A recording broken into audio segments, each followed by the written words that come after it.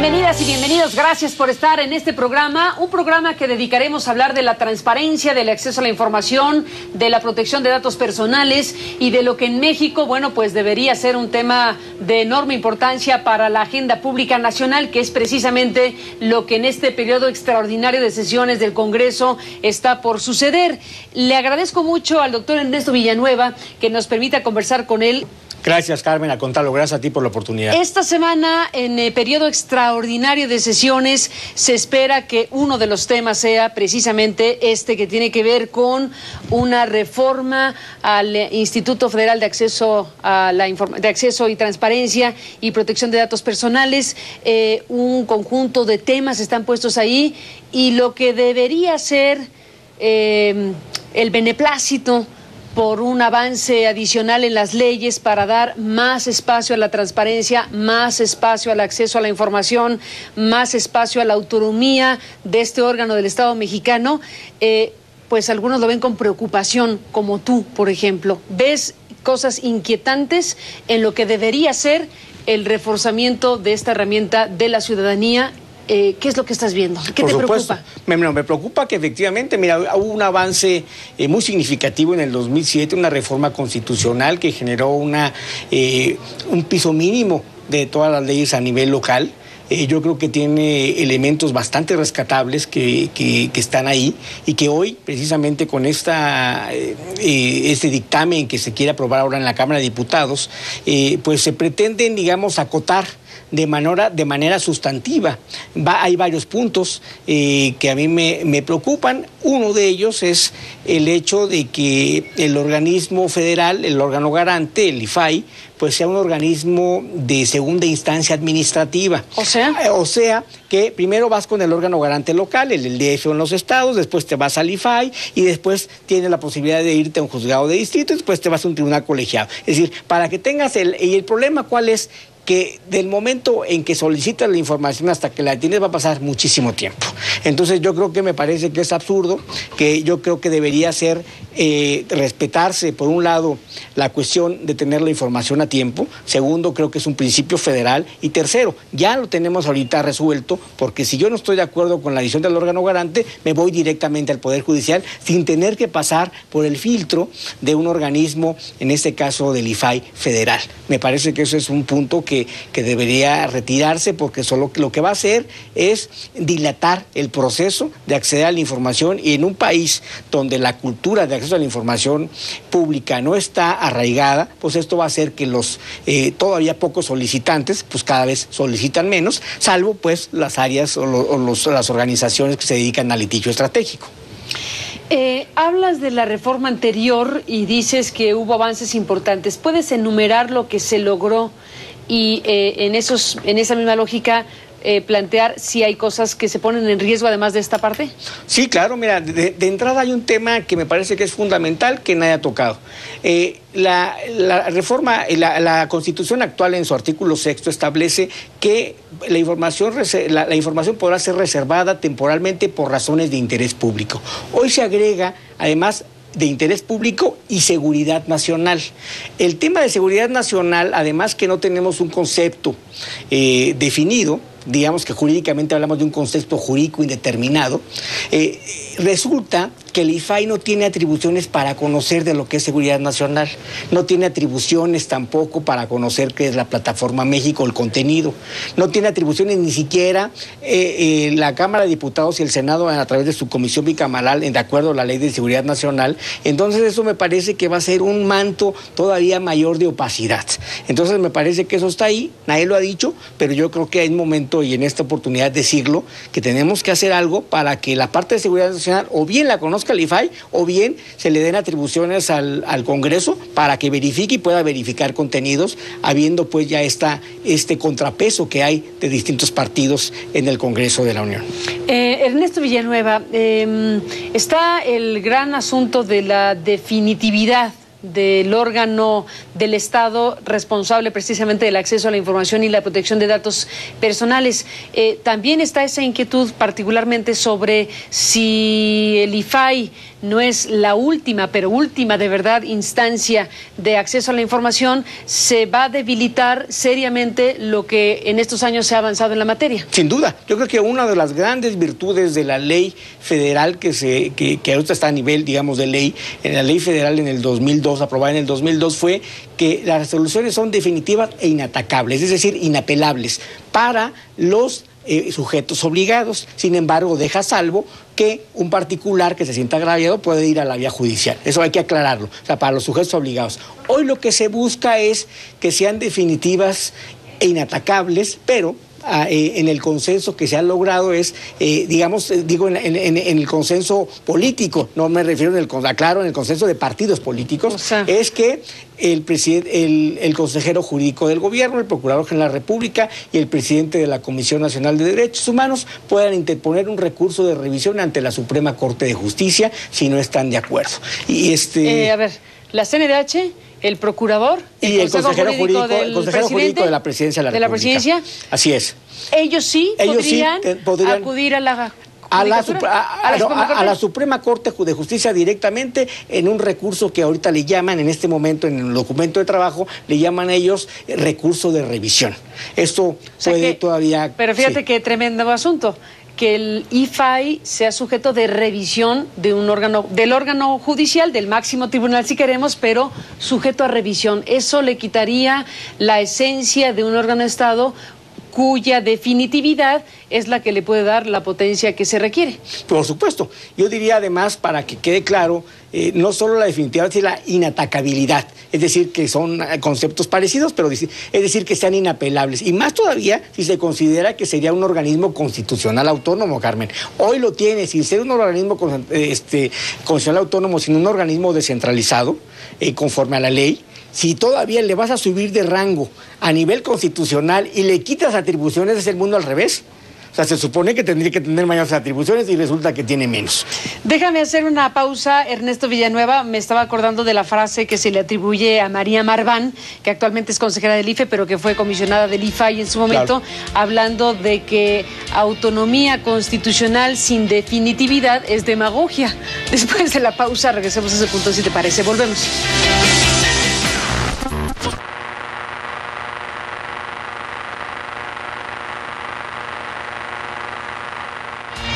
Regresamos, Ernesto Villanueva, en esta conversación contigo como especialista en la materia, con las preocupaciones que dejas aquí, serias preocupaciones de lo que podría pasar en este periodo extraordinario de sesiones del Congreso mexicano, donde un tema tan relevante para una democracia como el acceso a la información y la transparencia pudiera sufrir retrocesos. Como sabemos, el Ejecutivo es el más fiscalizado por su propia naturaleza y la Consejería Jurídica, pues obviamente lo haría en nombre de cualquiera de las secretarías y de los organismos públicos descentralizados, ¿no? Prácticamente la Consejería Jurídica de la Presidencia podría representar a cualquier ente del Ejecutivo, o sea, toda la estructura de la administración pública. Sí, porque él tendrá la atribución, claro, a través de él se haría eso. Y en la PGR, en algunos momentos, en otros países, que en México es una excepción, la PGR o la Fiscalía es un organismo autónomo. En México finalmente depende del Ejecutivo con alguna participación mínima, como sabes, del Congreso, pero la puede en cualquier momento,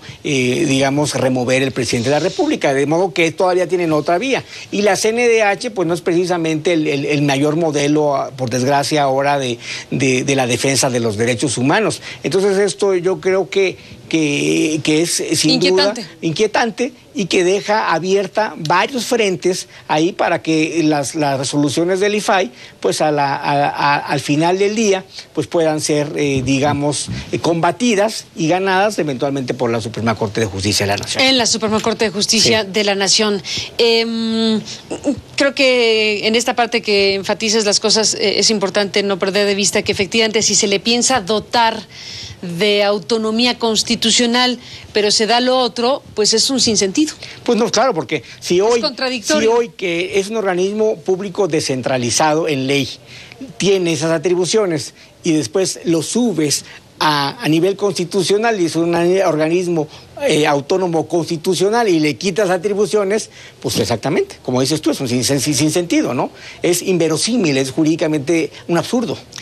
Pero de eso van a estar discutiendo los legisladores en estas horas. En estas horas, ya lo están discutiendo en este momento. Bueno, es muy importante decir que México, que tiene demasiados frentes abiertos para la atención pública, tenemos una reforma educativa que está discutiendo las reformas secundarias, tenemos movilizaciones de los maestros, tenemos asuntos muy delicados con los relacionados con la seguridad pública, las autodefensas, tenemos una ley de telecomunicaciones, tenemos a Caro Quintero libre, o sea, hay demasiados focos de atención simultáneamente puestos a la mesa y este parecería que no es un tema que está en la agenda pública, debiendo estarlo por muchas razones, en un tema que se va a resolver en las próximas... En esta semana, en estas horas. En estas horas, sin duda se va a resolver. Tu mensaje es que no nos pase desapercibido. Por supuesto, hay que visibilizarlo y señalar los errores y que evidentemente, obviamente, el Congreso tiene la responsabilidad, pero que sepan que si lo hicieron mal, estén conscientes de que así fue. Y que no digan, es que no dijeron nada a tiempo, ¿no? Todo a todo lo pasado, no. Estamos haciéndolo con todo el sentido de oportunidad y yo creo que espacios como este que abres nos da esa posibilidad. En este punto, te lo agradezco, Ernesto, en este punto el mensaje es, cuidado legisladores de quitarle herramientas a este órgano autónomo presumiendo que se las van a dar. O sea, un órgano autónomo constitucional, si no tiene lo otro, pues francamente no tiene sentido, como decíamos. Por otro lado, está el tema de los sujetos obligados. Lo que se ganó en el 2007, que fue la coyuntura política, fue avanzar que los partidos políticos fueran sujetos obligados indirectos a través del IFE. Y se negó, en aquel momento yo tuve oportunidad, y bueno, ya lo digo en este momento porque ya ha pasado tiempo, de estar ahí presente, y bueno, el entonces diputado César Camacho, pues fue evidentemente claro que diciendo, si los sindicatos se incorporan, el partido no va. Y entonces, ante ese amago, pues finalmente los sindicatos quedaron fuera. Hoy lo que se establece en el dictamen del 24 de abril, del Senado de la República, es que se incluye a los sindicatos, a los partidos políticos y a toda persona física o todo que utilice dinero público o ejerza actos de autoridad, independientemente de qué recurso. Todo. Por ejemplo, si yo subrogo un servicio de limpia, si yo subrogo una carretera, una autopista, pues también serían sujetos obligados. Soy privado, pero tengo recursos públicos. Ejerzo una función que... sustituyo que realiza el Estado, que debe realizar el Estado, entonces tiene un interés público distinto. ¿Esos están ahora?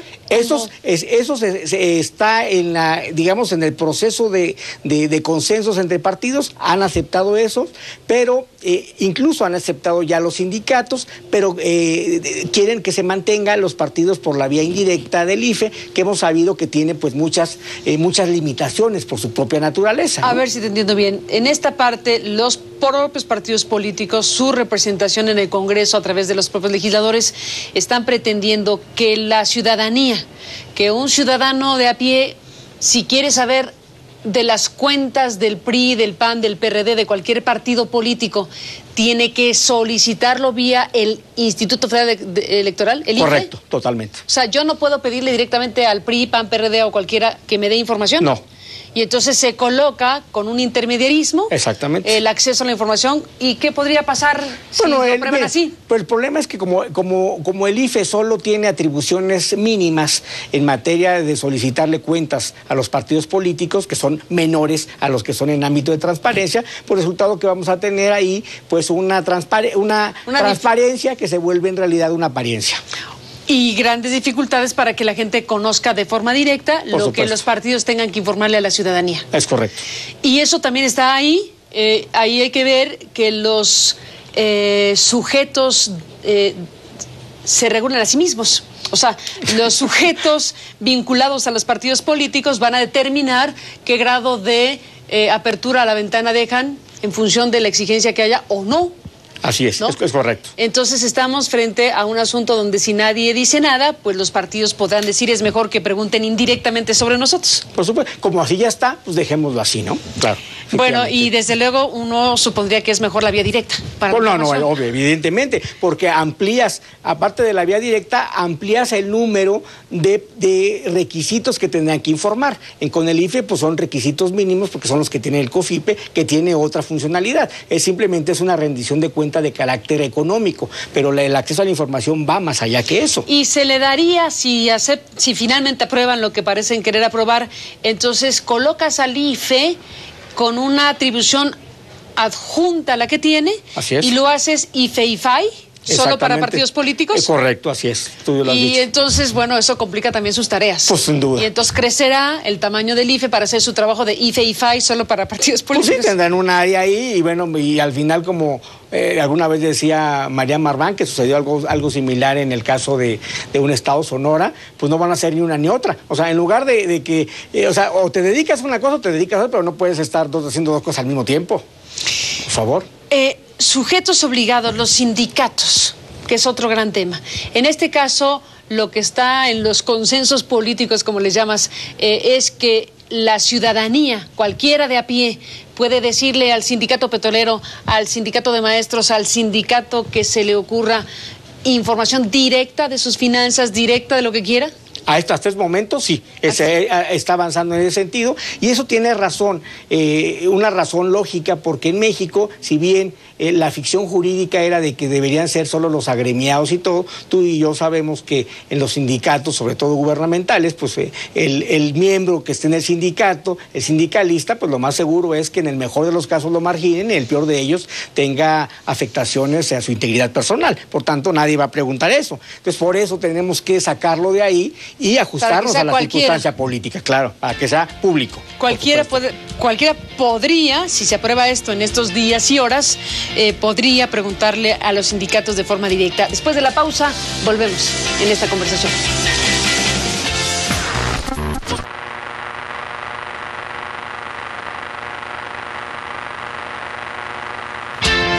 Entramos, Ernesto, en la parte final de esta conversación, en donde estás poniendo énfasis en que no perdamos de vista como sociedad en México la importancia que tiene para una democracia como la mexicana el tema de la transparencia y el acceso a la información que en estas horas están discutiendo los legisladores, y que la atención pública mexicana tiene muchísimos focos de interés también muy importantes, pero que no vaya a pasar de largo algo tan relevante como esto que están discutiendo los legisladores.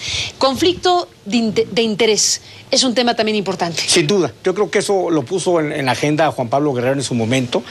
Creo que tendría que regularse, conflicto de interés, declaración de intereses, tendría que desarrollar, por lo menos enunciarse en la Constitución y desarrollarse en la ley secundaria. Ese es un punto que es muy importante. ¿Por qué? Porque no puedo yo ser juez y parte, tengo que tener una autonomía y una imparcialidad, sobre todo una imparcialidad para poder emitir resoluciones adecuadas. Y el segundo punto, que también creo que es muy importante, es ¿qué va a pasar con los comisionados? En la minuta del 24 de abril del Senado decía que los actuales comisionados quedarían en sus funciones hasta que terminaran el tiempo en que para el que fueron electos. Hoy, con los consensos ahí internos, lo que han dicho es, bueno, aquel comisionado que tenga interés en quedarse hará una petición formal al Senado para que en 10 días hábiles el Senado, por las 2/3 partes de los miembros presentes del Senado de la República, decida. Si a los 10 días no decide nada, se entenderá, que no hubo aceptación a la solicitud formal que le hiciera el comisionado y se procede a nombrar a los demás. Yo, en lo personal, he estado, y eso no es público, a favor de que se queden las cosas, los comisionados, porque esto va a permitir un cierto contrapeso y eso va a evitar que tengamos de pronto una incrustación de gente que siempre se vuelve no solo cuota partidista, sino pues además creo que pueden cambiar las cosas. Hoy tenemos comisionados muy valientes, claro, por cierto, no todos, pero yo creo que eso es mejor o es menos malo que la propuesta que se está haciendo. Es decir, hoy el Instituto Federal de Acceso a la Información y Protección de Datos Personales tiene a un colegiado que podría o no ser renovado en función de la mecánica que se está ahora discutiendo. Es correcto. Tú sugieres, planteas que mejor dejen a los que están, a pesar de que han presentado públicamente conflictos entre ellos muy serios. Sí, lo sé. Que bueno, pues se ha vislumbrado una situación interna muy tensa. Así es. Pero tú prefieres que eso se mantenga, ese colegiado se mantenga, a cambio de no permitir la puerta a que estos nombramientos en este nuevo contexto político sean por cuotas para los partidos. Me parece que es el mal menor. O sea, no digo que sea lo ideal, y menos que ahora, por desgracia, el hecho de que haya esos conflictos internos dificulta y encarece las posibilidades de que se queden. O sea, estoy de acuerdo que eso es un mal mensaje y una mala decisión, y la repruebo de los comisionados del IFAI. Pero aún así, con todo eso, creo que sería el mal menor o menos malo dejar eso, ¿no? Bueno, pues esto está por verse también para saber finalmente cómo queda la composición del Consejo del IFAI, habida cuenta de que también se pretende crecer al Consejo en número de integrantes. 5 a 7. No tiene ninguna razonabilidad jurídica, es una razonabilidad política, pues porque son ahora más partidos, y bueno, esto permite pues distribuir de mejor manera 7 fichas que 5. Entonces pues esto es tremendo no tiene, verlo así, si es por esa razón. Por desgracia, no hay ninguna razón jurídica. Si hubiera un problema de carácter legal, y acuérdate que no son juristas, sino son comisionados que vienen de extractos de profesionales diferentes, bueno, lo que harías fácilmente es contratar un área jurídica más grande, interna, y listo, pero no crear más comisionados por una razón estrictamente política. Me parece que eso no tiene ningún sustento. Más que el interés de tener más fichas que repartir, que es una pésima señal. Pésima. Totalmente pésima de acuerdo. señal. Sí. Pues todo eso está a la mesa. Ernesto Villanueva, te agradezco que como especialista en materia de transparencia y de acceso a la información hayas estado en este programa para alertar a la sociedad mexicana, para alertar al debate público de lo que está en juego, de lo que representa para un país el tema de la transparencia y el acceso a la información, y que sería inadmisible o debería ser inadmisible que en vez de avanzar y consolidar al órgano del Estado que está encargado de ello, se le debilite o se coloque en una situación comprometida, digámoslo así. Gracias, Carmen, a ti por la oportunidad. Estaremos en seguimiento del tema, pues sí, porque es un periodo extraordinario del 21 al 23 de agosto y son horas de definición para un tema principal en México. Gracias por estar aquí, Ernesto. Gracias y a usted que nos permitió acompañarles durante el programa, pásela bien y seguiremos el debate legislativo para ver en qué quedó. Gracias por estar aquí y hasta la próxima.